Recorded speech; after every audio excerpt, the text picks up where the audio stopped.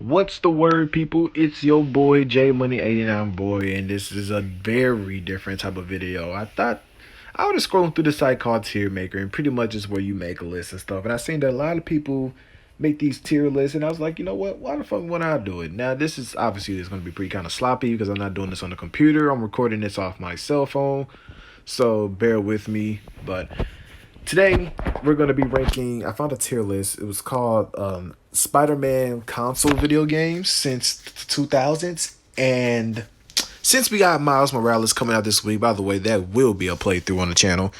Um, I thought, why not make a tier list and record myself doing it about like the past previous Spider-Man games. I think this one has everything up into the 2018 game. Yes, it does. Okay, so we have S tier for the very best, A for great. B for average. Trash. I made that one, and then never played because there are some on this list that I have never played. So starting off the rip, Spider-Man 2 for the PS1. I have never played this game. I think this is Enter Electro. I've never played this. I'm sorry, but I didn't. I never. I had a PS1, but I had like very limited games on it. I only had like Spyro on it, and that was about it. I didn't. My first Spider-Man game was the movie game for the Sam Raimi one. So yeah, I'm gonna put this in the never played tier. Oh, Amazing Spider-Man 2. If you know me, you know exactly where the fuck this is going. Trash. I hated this game. Also, these are going to be ordered. Like, so if there's multiple games in the tier, the one that's in the front, like the very first one, that's going to be the one that I think like best fits that category.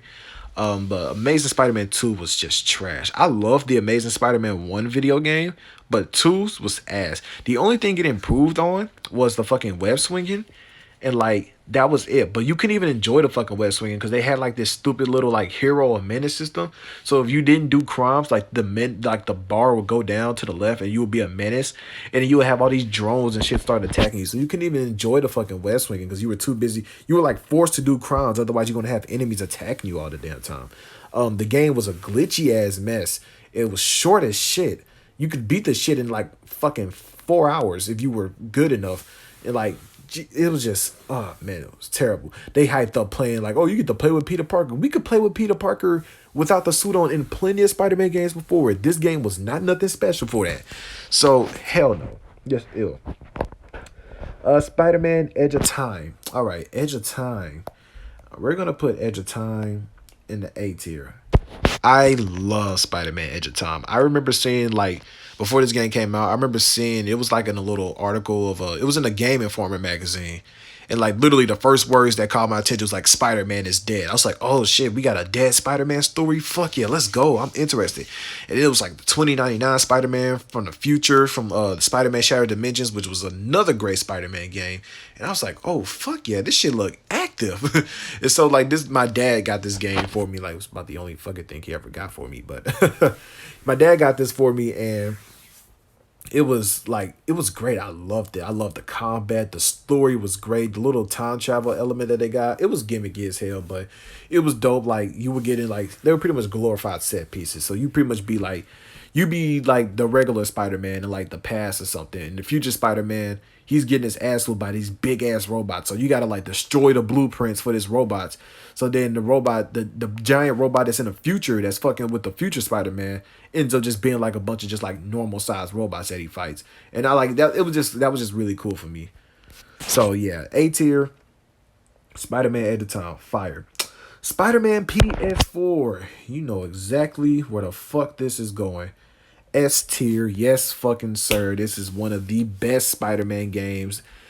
Spider-Man needed this dub to happen, bro. Because he has a history of a lot of bad games, but this game answered my prayers.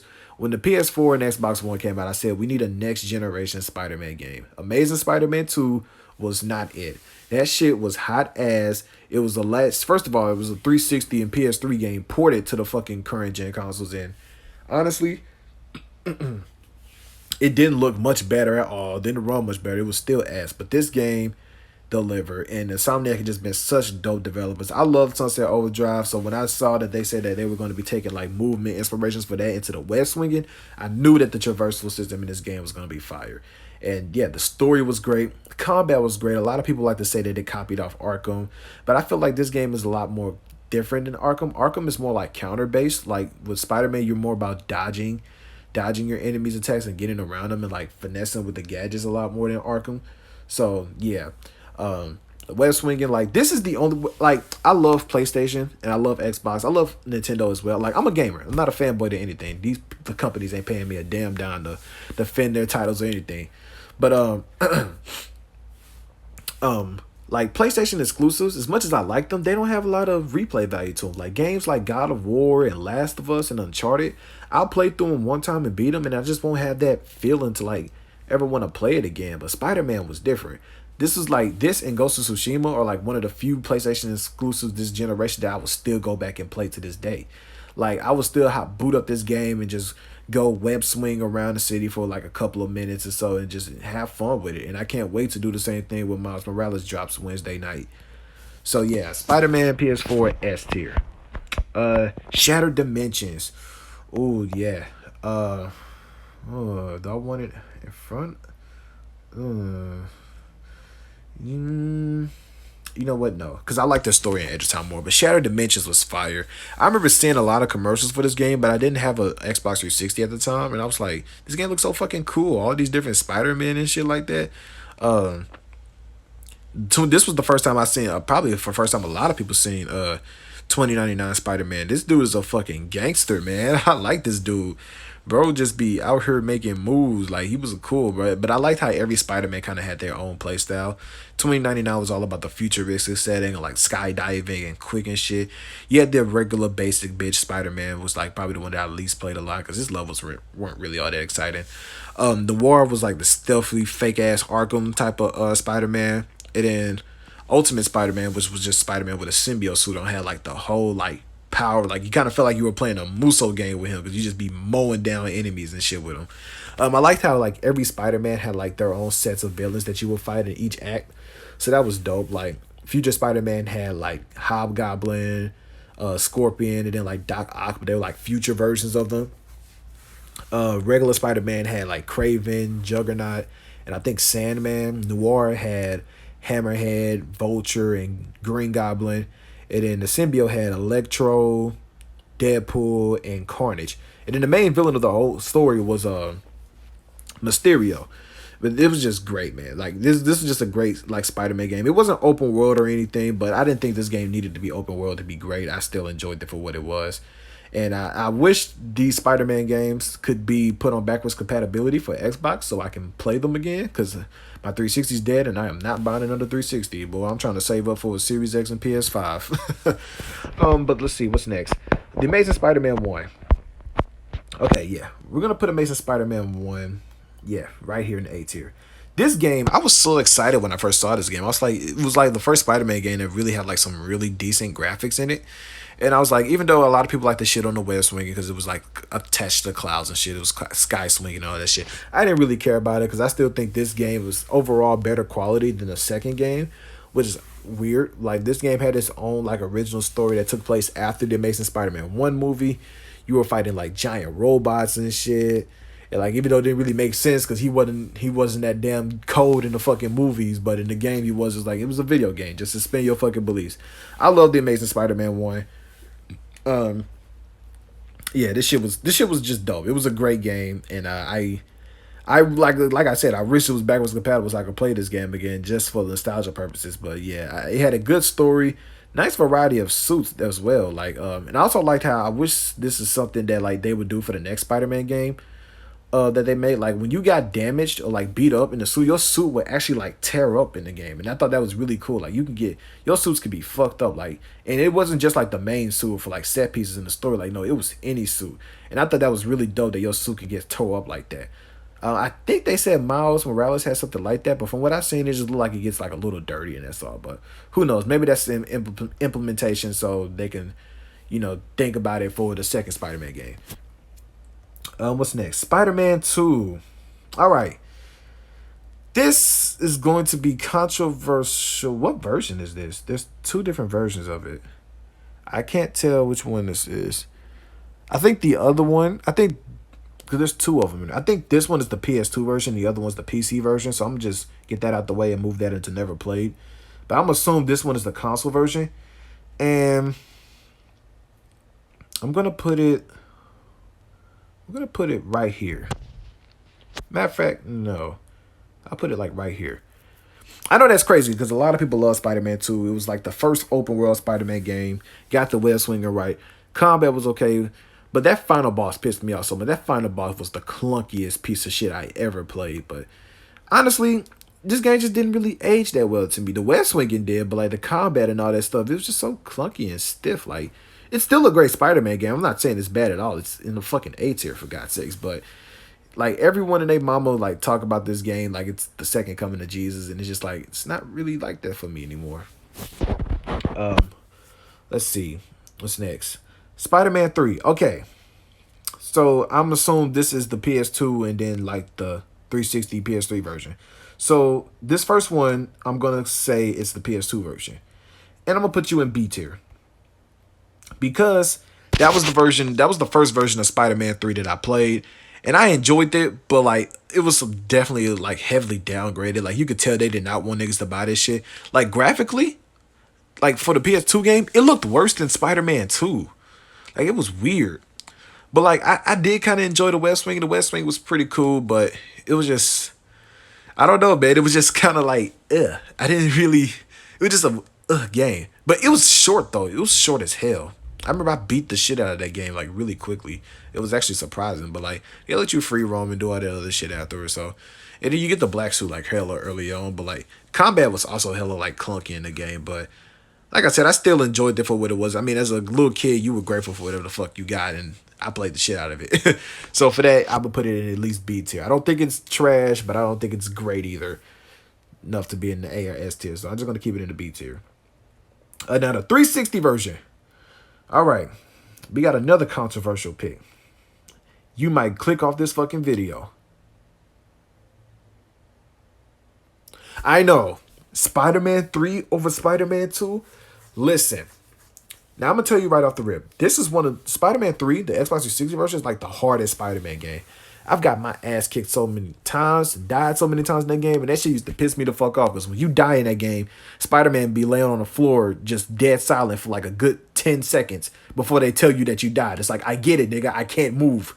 But I enjoyed how like everything in this game for me just felt like it worked. Like the West Wing, it felt really cinematic in this game. Like I felt like I was watching a clip from the movie when I was West Winging in this game, and it just that shit smacked for me, bro. I don't know. You didn't get the black suit till like hella late in the game, which is fucked up considering how much they marketed the shit out of that. I was like, how did they do that? But regardless, I enjoyed the shit out of Spider-Man 3, the 360 version. I'd say I enjoyed them more than the PS2 version because like I was actually like, as much as it pissed me off and it was hard, there was still a lot of things that I enjoyed about the game. I like that little short segment where you got to play with the new Goblin. I thought that was pretty dope. There's even like a DLC I think for the game that you could play with him in like the open world. I wish I would have got a chance to get that, but it's another reason why I wish the game would be backwards compatible. Microsoft, Treyarch, Activision, somebody please, you're missing out on money. But yeah, I know it's controversial. Spider-Man 3 over Spider-Man 2, you're an absolute madman. I am. Leave me alone. Ultimate Spider-Man. Okay. Let's see. Where are we gonna put Ultimate Spider-Man? It's not gonna be in the B tier. I'm gonna put Ultimate Spider-Man right here. At like the very front of A tier. And I say that because Ultimate Spider-Man, I expected this game to be as like the best Spider-Man game ever. I loved it though still, even though it's not, but this was the Spider-Man. I played this game recently. Like I played it like last year in 2019. And like I ordered it off Amazon because I always wanted to play this game. This would be the Spider-Man game that I would always see as a little kid in GameStop, and I would want to play it, but like I would like every time I would go there and see it at the store, it would not be the game that I was like looking for getting. I would be looking for another game, and I'd be like, okay, I'll get it next time maybe. But I can never get it. And then GameStop started selling PS2 games, so I ordered the copy off of this off Amazon for like $18. And I played it, and I liked it, but the combat just didn't feel all of that to me. The combat felt too, I don't want to say stiff. I guess clunky would be the word. When you're playing with Spider-Man, when you're playing with Venom, which I thought was another great thing. Playing with Venom was so fucking fun in the game. It makes me wish we had an open world Venom game. But man, this shit, it was a great it was a pretty short Spider-Man game. It was, I think, out of all of these on the list, it's maybe next to the PS2 version of Spider-Man 3. It's probably the shortest one, but it was still, it's a great Spider-Man game. That's why it's an A tier. But like the way, like, it's like Spider-Man 2 to me. The way people gas it up, I expected so much more from a classic game, and it just wasn't it. Now maybe they remastered it. I probably fuck with it a lot more, but for now, we just leave it at A tier. It's at the top of A tier though. So out of all the list in A tier, I think it's the best one. What's next? What's next? Okay, Spider-Man 1, the Sam Raimi game. Put you put you right there. B tier. I played this game. This was a pretty challenging Spider-Man game, but this was the Spider-Man game that I played in, like, I'll never forget as a little kid. It pissed me off so much when you would like fall down to the ground, you just die. I'm like, why do you die? Why can't I walk around on the city?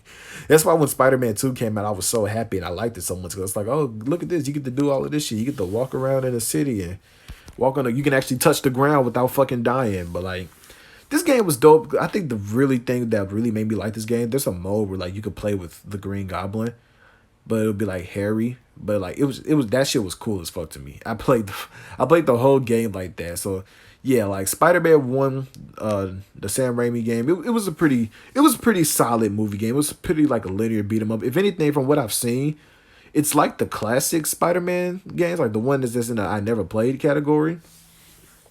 It seemed like it's like that. Like it got a lot of its foundations from that. And like they just kind of expanded and made the combat a little bit more vertical. And yeah. So I'm gonna put that bitch in B tier.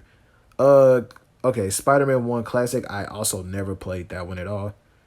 So yeah, you're gonna have to go and never play. Sorry. Friend of hell no. I hated this goddamn game. And it's fucked up because I wanted it so bad. And I remember liking it as a little kid. But in the recent years, when I went back to replay it, I said, bro, why the fuck did I like this game?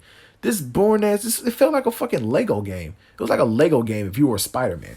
It was just like, it's fucked up because this is like the last Spider-Man like movie game of the Sam Raimi era. Because like a lot of the villains were designed, I mean, a lot of the character models are designed after the Raimi films. Like Venom, Doc Ock, even New Goblin, like Harry is in the fucking game. But that shit was so ass. Combat was so boring. Hit a nigga with a 3-hit combo, jump in the air, hit him with a 3-hit combo, maybe throw a web at him. It was just so boring. Trash. Fuck that game. And then, shit.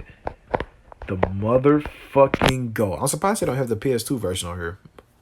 But, yeah, I know where the fuck, if you know me, you know where the fuck Web of Shadows is going. Now, this is the hard part. Because I teeter-totter on this all the time. I teeter-totter on it all the time. It's like, do I think Web of Shadows is better than PS4? Or is PS4 better than Web of Shadows? And I think I can say Spider-Man PS4 is better than Web of Shadows. However, that's today. You ask me the same question tomorrow, and I'll be like, Web of Shadows is better than S tier. I mean, than fucking Spider-Man PS4. But for now, we're going to leave it right there. Spider-Man, leave me alone, App Store. Spider-Man Web of Shadows is so fucking good. This game was so good. I bought the Wii version because my 360 died. Right, so I bought the Wii version, which is just like the 360 version, just the graphics are worse, and you can't call it like sidekicks to come help you fight. But it's so good. The combat is so good. The web swinging is so fucking good.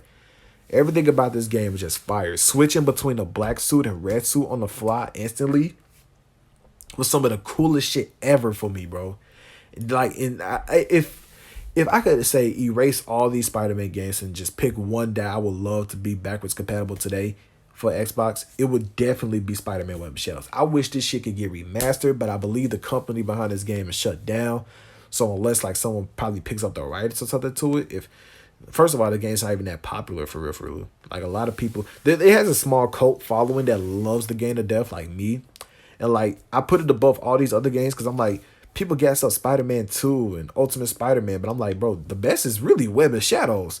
Like, say what you want. I will say this. The game, and this is probably another reason why I put it behind Spider-Man PS4. It wasn't that optimized.